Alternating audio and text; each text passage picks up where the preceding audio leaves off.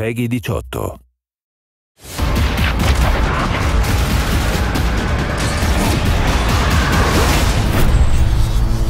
We are so excited for fans to get their hands on the first DLC of the season. We've been listening to your feedback, and we have so much more to come. We've got 4 intense maps and a brand new zombie experience.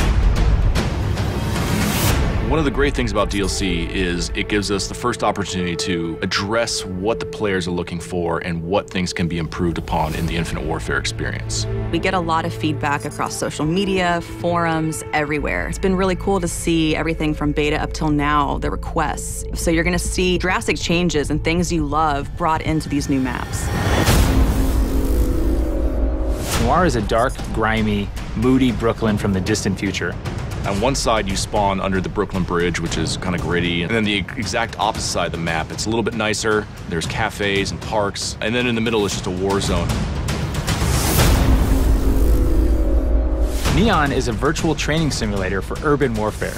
It's a Z-shaped map with a long sight line down the middle, a high B point up on a ledge, and a close quarters area in a nightclub in the 3rd lane.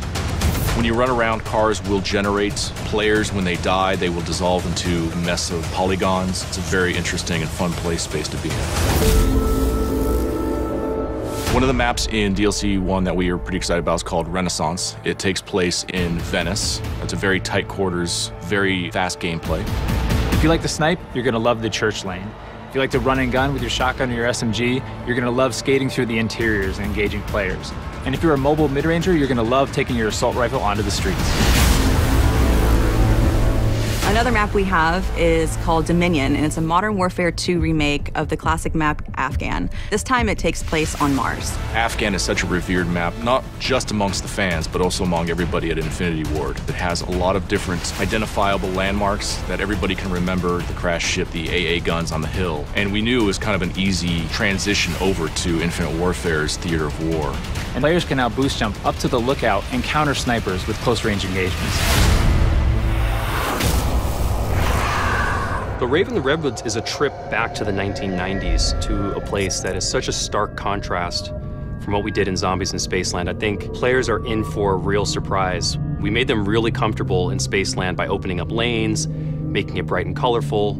This is really a horror film brought to life in a video game form. It's going to blow people's minds. After getting sucked out of Zombies in Spaceland, our 4 characters appear in a cabin. They wake up kind of groggy. They kind of realize that they're maybe in the 90s now. As you explore outside of the cabin, you find out that you're actually in an abandoned camp that's been kind of taken over by a few hundred raver kids that are throwing an all-night rave party in the middle of the woods. The level has this dark, foreboding, kind of spooky vibe, and then the world comes alive.